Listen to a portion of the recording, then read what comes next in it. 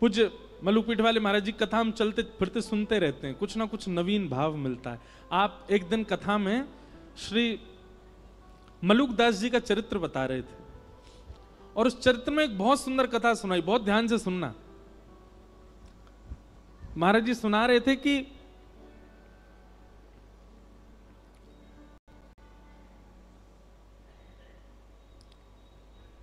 कोई प्रवचन कर रहा था, तो प्रवचन में अनेक लोग बैठे थे। उसी में श्री मलुकदास जी अपनी युवावस्था में जब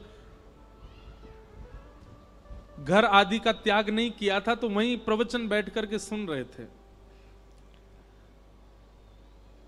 तो प्रवचन सुनते सुनते लोग बाग आपस में चर्चा करने लगे। बोले ये बाबा को बस चले तो ये हमारे काम धंधा छुड़वा के बस यही कहेगो राम राम जपो, ठाकुर जी का नाम जपो, तिलक लगा करके केवल भक्ति भाव में रहो।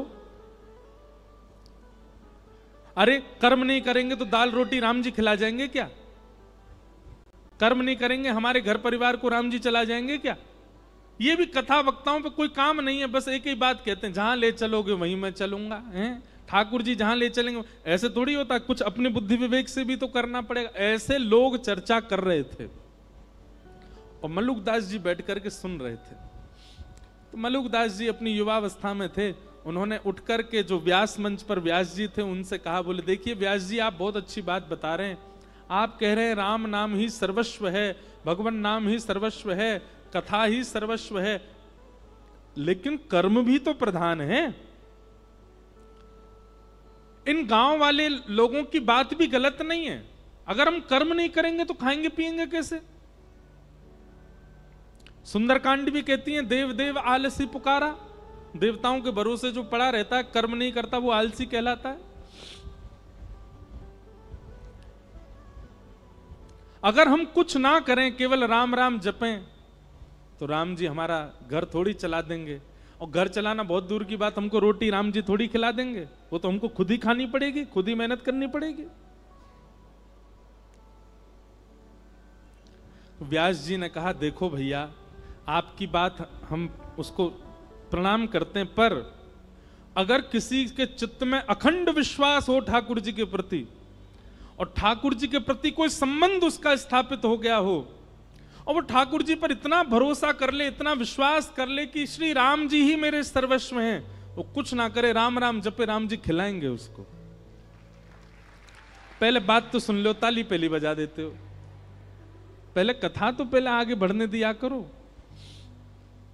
व्यास जी ने मलुकदास जी, तो मलुकदास जी बोले ठीक है, मैं अटूट विश्वास के साथ आज से राम नाम जप में बैठ रहा हूं, और मैं गांव में नहीं बैठूंगा, मैं जंगल में जाऊंगा, और जंगल में भी बीहड़ जंगल में जाके बैठूंगा जहां मुझे कोई नहीं जानता हो, कोई नहीं पहचानता हो, जहां पर हिंसक जीवों के अलावा कोई आता ही ना हो।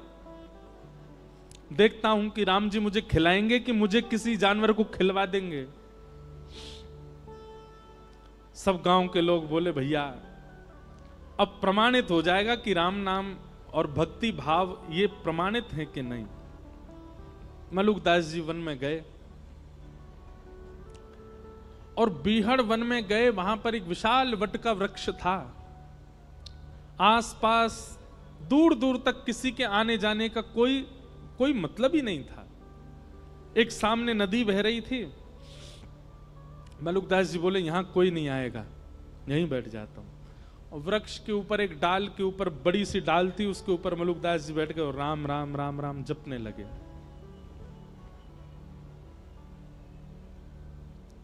आप राम नाम का जप कर रहे थे, मन में अनंत विश्वास था राम जी के प्रति कि श्री राम जी सब भक्तों पर अनुग्रह करते हैं, मुझे भी श्री राम जी अनुग्रहित करेंगे। इस विश्वास के साथ राम नाम जपने लगे।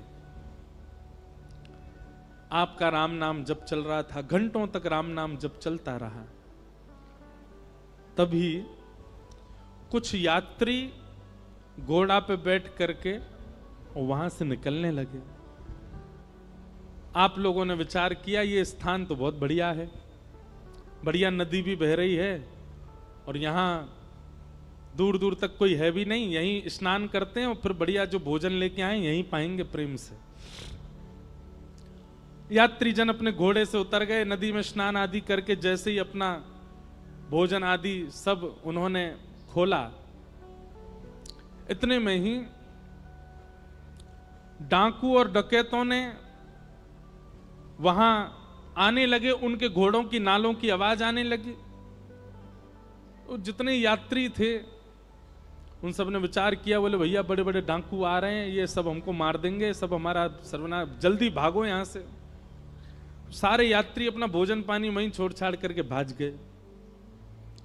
डाकू आए, डाकुओं ने आकर के देखा कि महाराज सुंदर सुंदर रबड़ी, सुंदर मिष्ठान, सुंदर 56 भोग और रोटी आदि सब वहां खुली रखी है। डाकू के साथ जितने लोग थे सबने कहा, सरदार जी आज तो कुछ बनाना ही नहीं पड़ेगा, आज तो देखो ठाकुर जी ने बढ़िया व्यवस्था करी है, 56 भोग यहीं लगे लगाए मिल गए हम लोगों को। अब तो आज तो यहीं रोटी पाएंगे, यहीं लड्डू उड़ाएंगे, यहीं प्रेम से रबड़ी पाएंगे और इसी से ही आनंद होएगा आज तो। इतने में सब टूट पड़े भोजन पर, सब उठाने लगे रोटियां और सब्जियां, सब डालने लगे, अपने हाथ में पकवान लेने लगे। जो सरदार मुखिया था डाकुओं का, थोड़ी देर इधर उधर देखने लगा, बोले रुको रुको रुको, अभी मत पाना। इस विहंगम जंगल, बिहड़ जंगल में नदी के तट पर इतने 56 भोग मिलना, पहली बात तो इसमें यह सत्य है कि भगवान ने कोई अनुग्रह करके हमारे लिए व्यवस्था करवा दी। लेकिन दूसरी बात एक और हो सकती है, क्या हमको कम से कम 5 राज्यों के राजा ढूंढ रहे हैं, कहीं ऐसा तो नहीं उन लोगों को हमारा यहां आना पता हो और ये सारे व्यंजनों में विष डाल करके उन्होंने यहां पर ये व्यंजन रख दिए हो, और कहीं हमने ये पाए और हम पाकर के विष के नशे में आ गए, मूर्छित हो गए, मृत्यु हो गई, तो वो 5 राज्यों के राजा जो हमको ढूंढ रहे हैं वो हमको ले जाएंगे यहां से, उनका तो काम हो जाएगा, कोई नहीं खाएगा, नीचे रखो इसको। संग वाले बोले महाराज बहुत दिन से रबड़ी नहीं पाई, देखो गुलाब जामुन नहीं पाई, खान देने। बोले नहीं नहीं नहीं नहीं, हम ऐसे नहीं खा सकते। एक काम करो, अपनी टोली से बाहर का जो हो, जो हमारी टोली से बाहर का ऐसा कोई राह चलता मिल जाए, उसको पकड़ लाओ, उसको पहले खिलाओ, उसको खिला करके देखेंगे अगर इसमें विष हुआ मर जाएगा, पता चल जाएगा, नहीं हुआ तो हम भी पालेंगे। सब ढूंढने लगे लेकिन दूर दूर तक तो जंगल कुछ मिले ही नहीं। तभी सरदार की नजर गई, पेड़ के ऊपर श्री मलुकदास जी बैठे थे, राम राम राम राम राम राम जप रहे थे। तुरंत उसने, अरे देखो ये बैठा अब ऊपर भगत, इसी ने विष मिला करके सारा भोजन नीचे, पकड़ के लाओ उसको नीचे। ऊपर चढ़ गए, मलुकदास जी को पकड़ के नीचे ले आए। मलुकदास जी बोले भैया क्या कर रहे हो? बोले हाथ पांव बांधो इसके, और हाथ पांव बांध करके इसको सारा भोजन खिलाओ। मलुकदास जी मनी मन विचार कर रहे थे, मैंने तो कहा था राम जी खिलाने आएंगे, पर ये तो डाकू खिलाने आया। मलुकदास जी ने मुंह बंद कर लिया, मैं नहीं खाऊंगा, मैं नहीं। तभी सरदार उतरा अपने घोड़े पे से, और मलुकदास जी का मुंह इतनी जोर से पकड़ा, बोले खाएगा कैसे नहीं, ठूस ठूस के खिलाओ इसको। और सबरे लड्डू ले, गुलाब जामुन ले, रबड़ी ले, पकवान ले ले करके मलुकदास जी को खिलाए। मलुकदास जी के नेत्र सजल हो गए, बोले जय हो राघव जी, जय हो मेरे राम जी।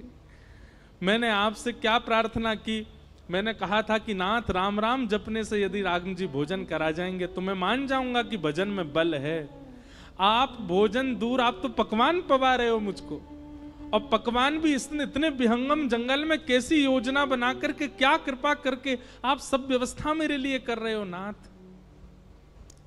उस दिन श्री मलुकदास जी का निष्ठा हो गई, विश्वास हो गया नाम में, और उसी दिन बस निकल पड़े, श्री राम नाम के आश्रय पर ही निकल गए, और हमारे भारत भूमि को एक अद्भुत संत प्राप्त हुए, मलुकदास जी महाराज। और उन्होंने एक पद लिखा, बहुत पद हैं मलुकदास जी के, एक पद लिखा, भाई नाही बंधु नाही कुटुंब कबीलो नाही, ऐसो कोई मित्र नाही, जासो कछु लीजे, दीन बंधु दीनानाथ मेरी सुध लीजे। दीन बंधु दीन। कहता मलूक दास छोड़ दे वीरानी आश। कहता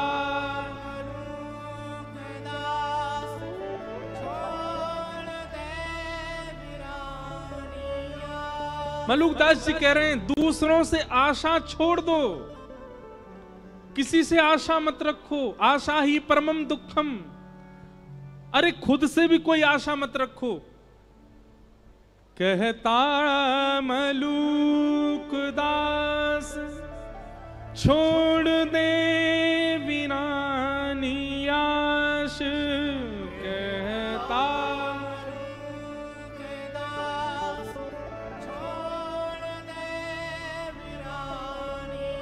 तो फिर कहां जाएं किसी से आशा ना रखें तो? तब मलूक दास जी कहते हैं साचो नाम तेरो दाता। साचो नाम तेरो दाता। साचो नाम तेरो दाता। साचो नाम तेरो दाता। और किसको लीजिए दीन बंधु दीनानाथ। मेरी सुध लीजिए दीन बंधु।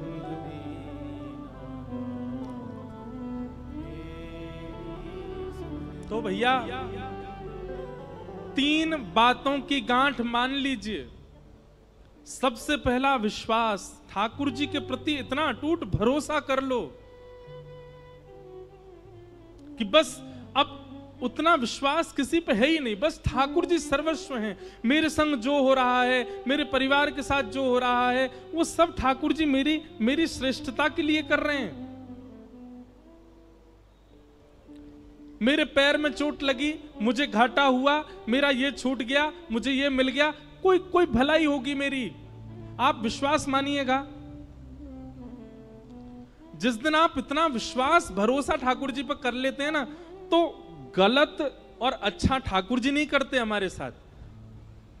पर जब हम हर क्रिया को ठाकुर जी की प्रसाद समझने लग जाते हैं, तो ठाकुर जी की दृष्टि पड़ती है। देखो कुछ भी हो रहा है इसके साथ, लेकिन ये फिर भी यही मानता है कि मेरी कृपा है। तब ठाकुर जी अनुग्रह करते हैं, दृष्टि भर के देख लेते हैं और सब मंगल होने लग जाता है। इसने अपने जीवन में होने वाली हर स्थिति को भगवत प्रसाद मानो। विश्वास। दूसरा, ठाकुर जी से एक संबंध बनाओ। कुछ भी मानो।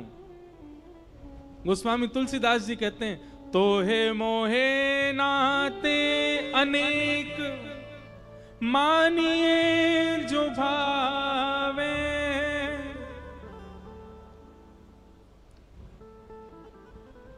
हम एक जगह कथा करने गए, बहुत ध्यान से सुनो। तो सुबह मिलने वाले लोग आए, बहुत सारे लोग बैठे थे।